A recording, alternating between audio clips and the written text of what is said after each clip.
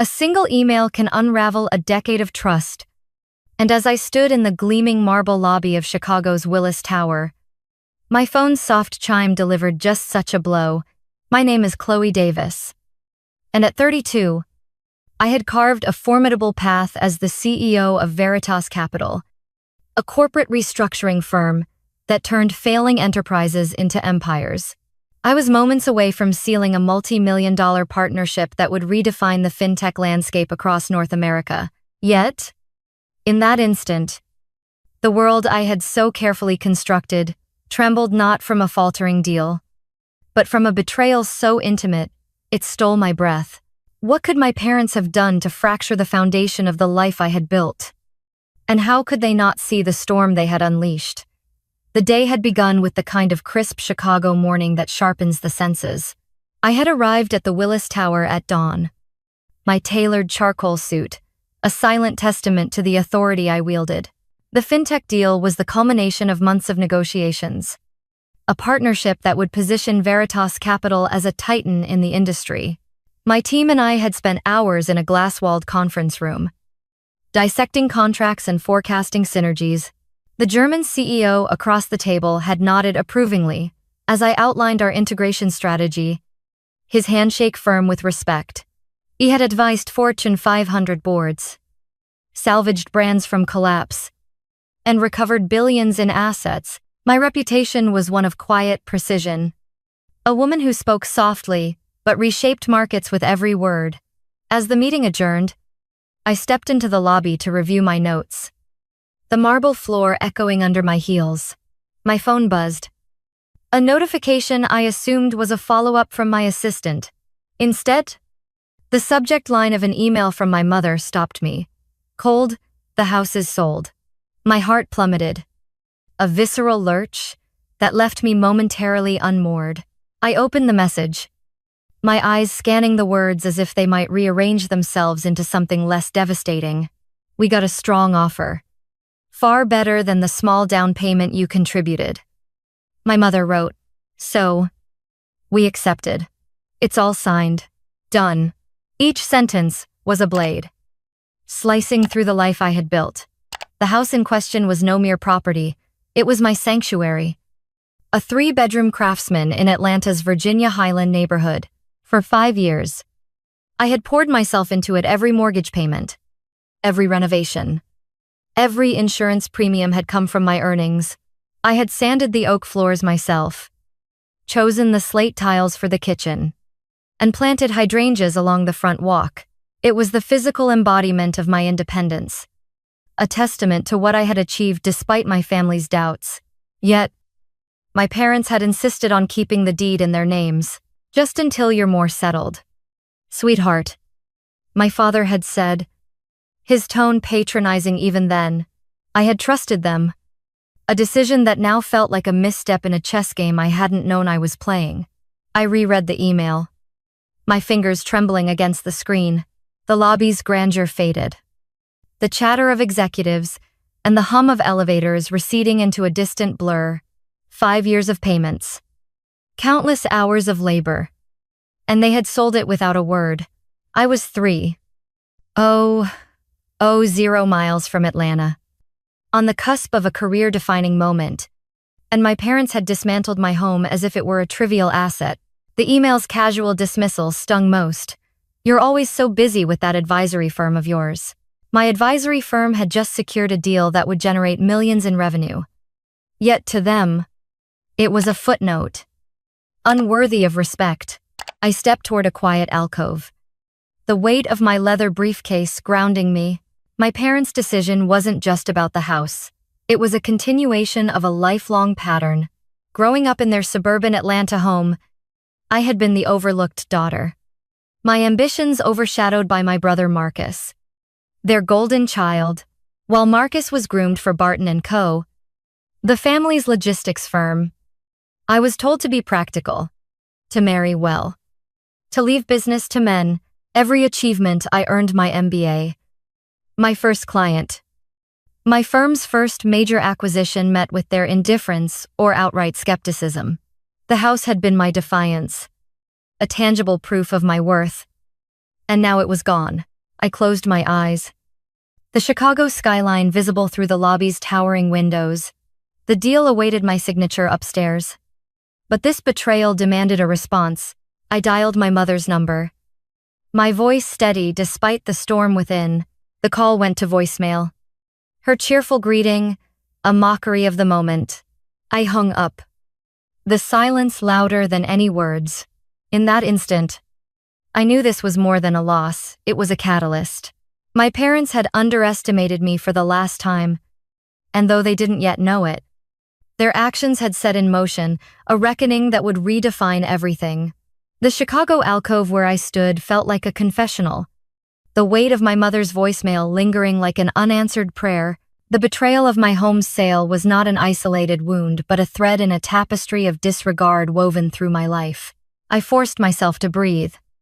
The city's pulse beyond the glass, a reminder of the empire I had built, despite my family's indifference. Yet, the sting of their actions demanded I confront the past, to understand why they so easily dismissed what I had earned. As I gripped my phone, I resolved to call again, knowing the conversation would unearth old scars, but propel me toward a reckoning they could not foresee. I dialed my mother's number once more. And this time, she answered. "Chloe. Darling," she chirped, her voice bright with a practiced warmth that grated against my raw nerves. "Did you see our email? Such a relief to get that sale finalized." Her nonchalance was a blade, twisting deeper. "That was my home," I replied, my tone measured but edged with steel. "You sold it without even a call." A sigh crackled through the line. "Oh, don't be so theatrical. Your father and I needed the funds. Barton & Co. has hit a rough patch. And you're always jetting around with that little consulting business of yours." The phrase, little consulting business, landed like a slap.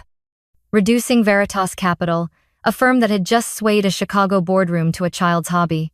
Her words echoed a lifetime of minimization.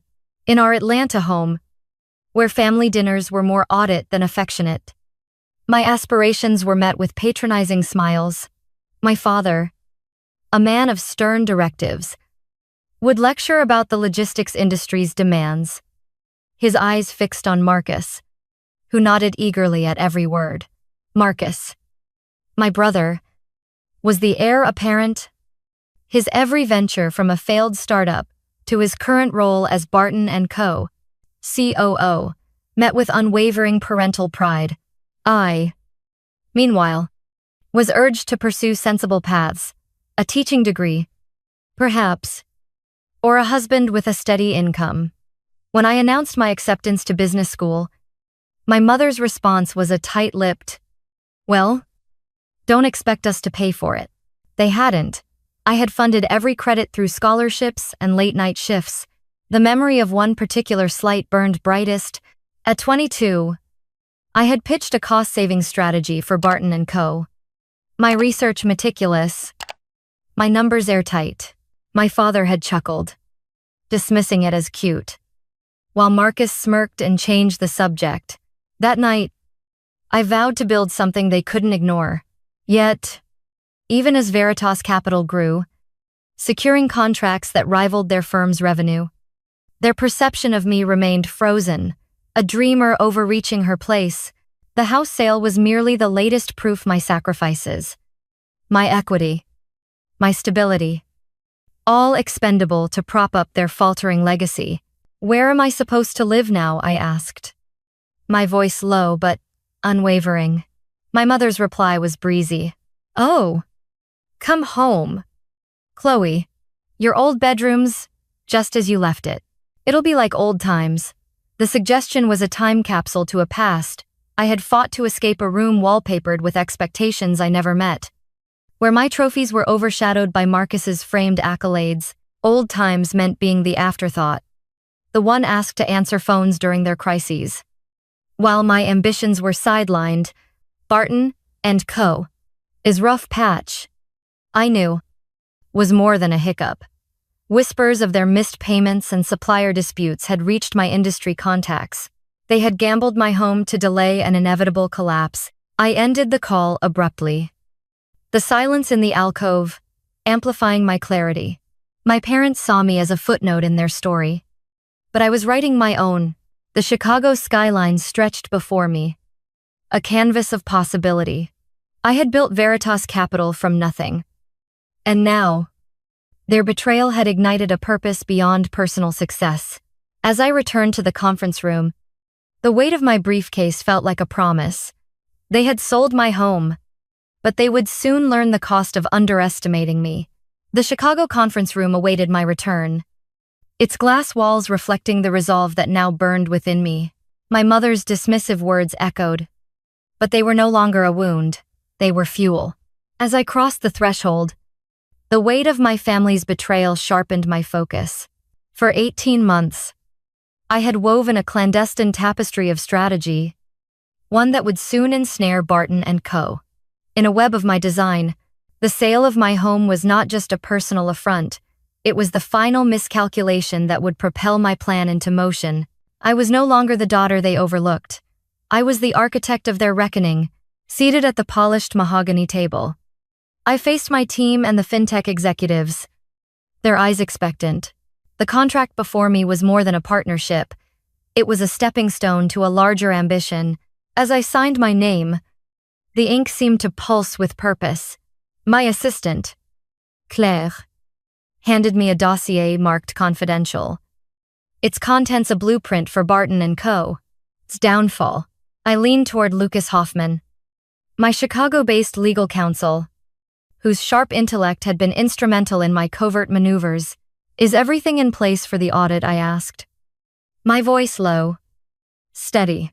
He nodded, a glint of admiration in his eyes. By Friday, Veritas Capital will hold 78% of Barton & Co.'s equity. The debt consolidation is complete.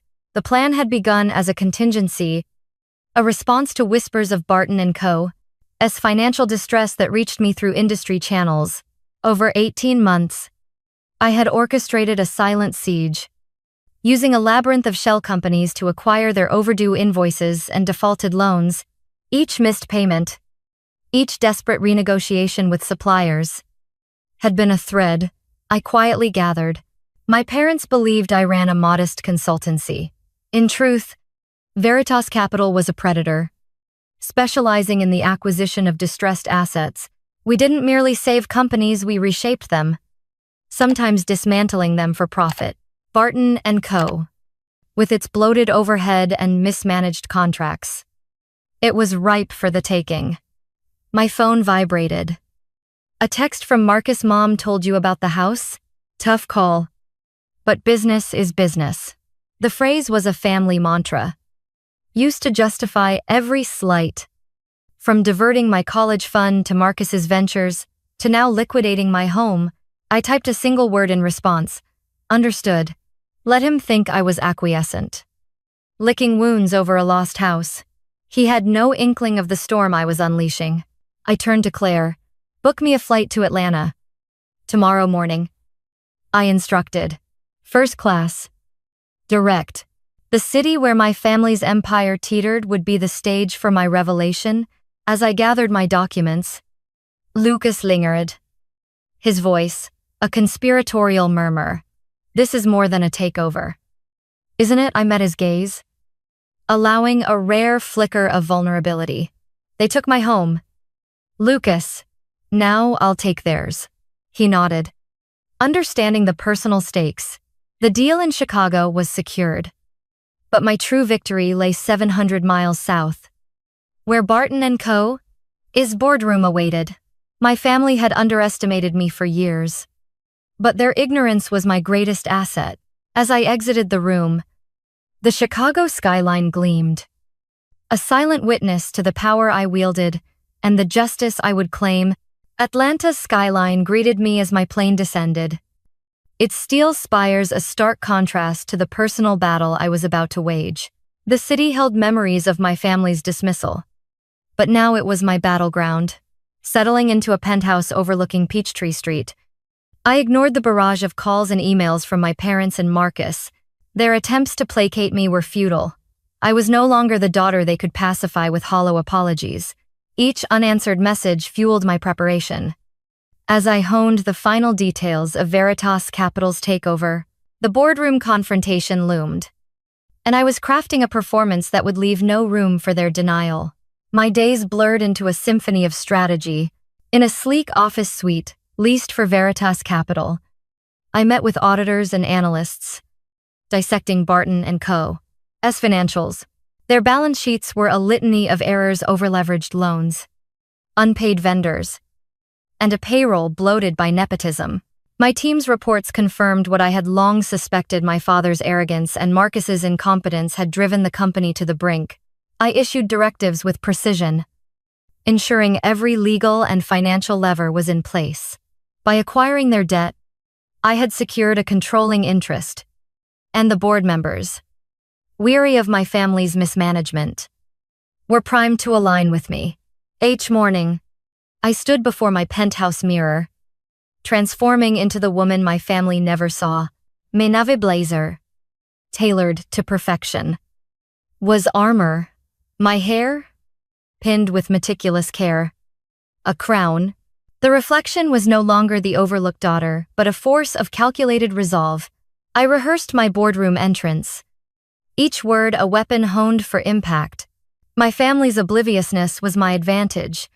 They believed I was nursing wounds over a house, not orchestrating their professional demise. Arriving at Barton & Co.'s headquarters in Buckhead, I was greeted by a security guard. His nod, subtle but telling. He was one of several employees now on Veritas Capital's payroll, a silent network I had cultivated. The building's glass facade gleamed, a monument to my father's pride, yet its halls whispered of decline. As I approached the boardroom, my family's voices carried through the oak doors. My mother's forced laughter mingled with my father's gruff complaints about an anonymous firm seizing control. Marcus's voice, tinged with panic, cited figures I knew better than he did. They were unaware that the CEO they feared was steps away, her briefcase heavy with their fate. I paused outside the door, my pulse steady despite the gravity of the moment. The boardroom was a stage, and I was its director.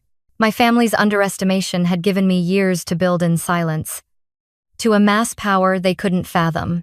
Tomorrow, I will walk through those doors, not as their daughter, but as their superior. The thought sent a shiver of anticipation through me. Atlanta's humid air pressed against the windows, but within me, a cold clarity reigned. The takeover was no longer a plan, it was a promise. One I would deliver with the precision of a blade. The oak doors of Barton & Co.'s boardroom loomed before me, their polished surface, a final barrier between my family's illusions and the truth I carried. My pause outside was not hesitation, but a moment to savor the precipice of justice. 18 months of silent strategy had led to this. And as I adjusted my blazer's cuffs, I felt the weight of every slight my family had inflicted. Their voices, my father's bluster, my mother's brittle laughter, Marcus's anxious calculations spilled through the door, unaware that their world was about to shift. I pushed the doors open, stepping into the room not as their daughter, but as the architect of their reckoning. Every head turned, the air thickening with confusion. My father's face darkened, his voice sharp. "Chloe, this is a board meeting. Your grievances about the house can wait." His dismissal was predictable, a reflex honed by years of overlooking me. I advanced, my heels a deliberate cadence on the hardwood, and placed my leather briefcase on the table with a resonant click. "I'm precisely where I need to be," I said, my tone calm but unyielding. "The CEO of Veritas Capital is scheduled to address you at 10 o'clock. That would be me." Silence gripped the room, broken only by the shatter of my mother's glass, water pooling on the floor like her unraveling composure. My father's complexion turned ashen, his hands gripping the table's edge. Marcus stared, mouth agape, as if I had conjured myself from thin air. "That's impossible," he stammered. "You run some small-time consultancy." He tilted my heel, a faint smile curling my lips. "Small time, let me clarify."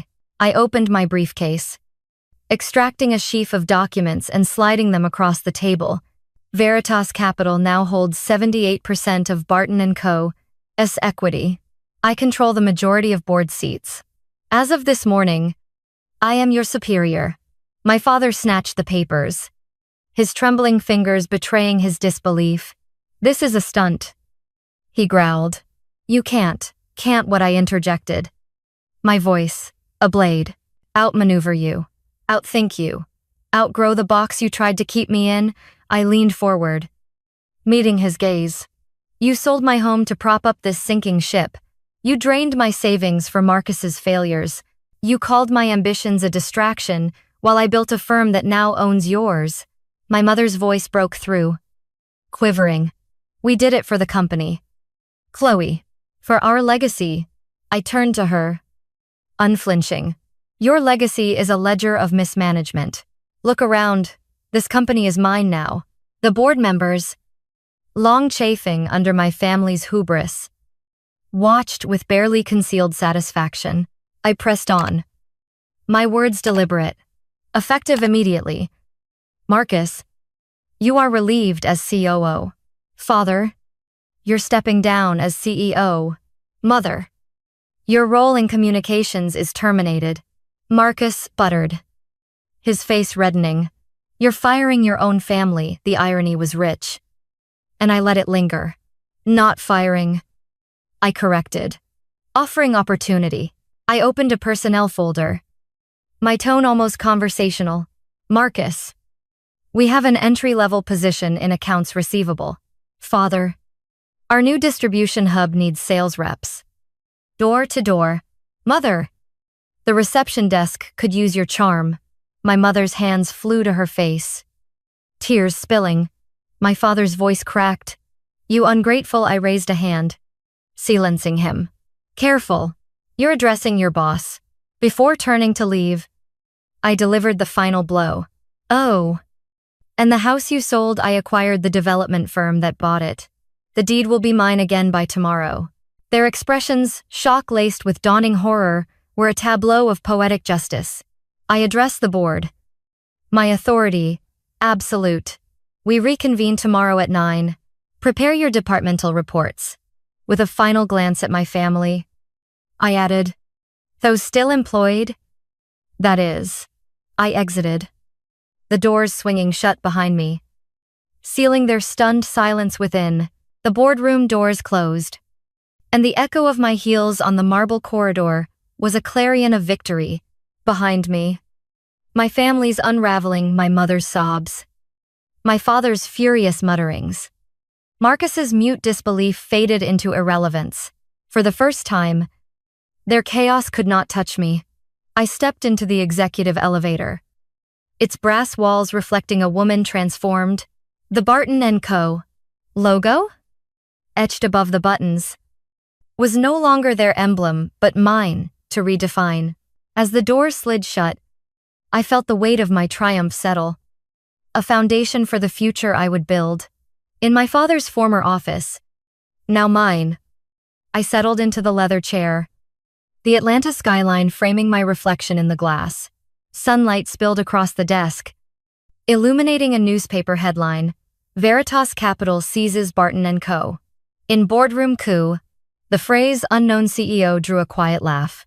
Unknown to them, perhaps, but every step, every late-night analysis, every calculated acquisition had been deliberate. My anonymity had been my shield, allowing me to strike while they dismissed me as inconsequential. Now, their empire was my canvas. I picked up my phone, dialing my real estate agent. Glada. List the Virginia Highland property. I instructed. Market price. No, concessions. The house, reclaimed through my purchase of the development firm, was no longer a home but a symbol of control. Selling it was not sentimentality's defeat, but a declaration I needed no relics of their betrayal to define me. As I hung up, a text from Lucas Hoffman arrived. Congratulations. Chloe, how did it feel? I smiled. Typing. Like rewriting history. The boardroom had been my stage, But this office was where I would reshape Barton & Co. into something enduring. My gaze fell on a framed photo my father had left behind, a family portrait from years ago. My face half-shadowed beside Marcus's grin. I set it aside, replacing it with a blank notepad. Their legacy was finished. Mine was just beginning. Yet, as I surveyed the office, a broader purpose stirred. My journey was not just about reclaiming what was taken. It was about proving that worth is forged, not bestowed. I thought of others who, like me, had been diminished by those closest to them, their potential buried under doubt. To you, reading this, I extend an invitation. Share your story. Have you been sidelined by family? Your dreams dismissed as folly? Have you built in silence? Your triumphs unseen by those who should have cheered loudest? Your experiences matter. Not just to you, but to others who need to know they are not alone. Leave a comment. A whisper of your resilience? To remind us all that strength need not shout to be heard. Your quiet victories are as powerful as any boardroom coup. If my path resonates, consider subscribing. Not merely to follow my story, but to join a chorus of voices that champion the overlooked. My triumph is not vengeance's end, but purpose's beginning. You owe no one proof of your potential, only yourself the courage to become what others cannot see. Work diligently. Move strategically. And when the moment arrives, claim your place with unapologetic certainty. The best victory is not proving them wrong, but becoming the self they never imagined. As I leaned back, the Atlanta breeze whispering through an open window, I knew this was not the end, but a dawn mine to shape, and yours to share. Through the crucible of betrayal, I learned that true power lies not in seeking validation from those who diminish you, but in forging your path with unwavering resolve. My parents' sale of my home and their lifelong underestimation taught me that worth is not bestowed, it is built. By sizing Barton & Co., I realized that resilience, honed in silence, can topple even the most entrenched legacies. The lesson is clear: you owe no one proof of your potential, only yourself. The courage to become the force others fail to see. Claiming your place with unapologetic certainty,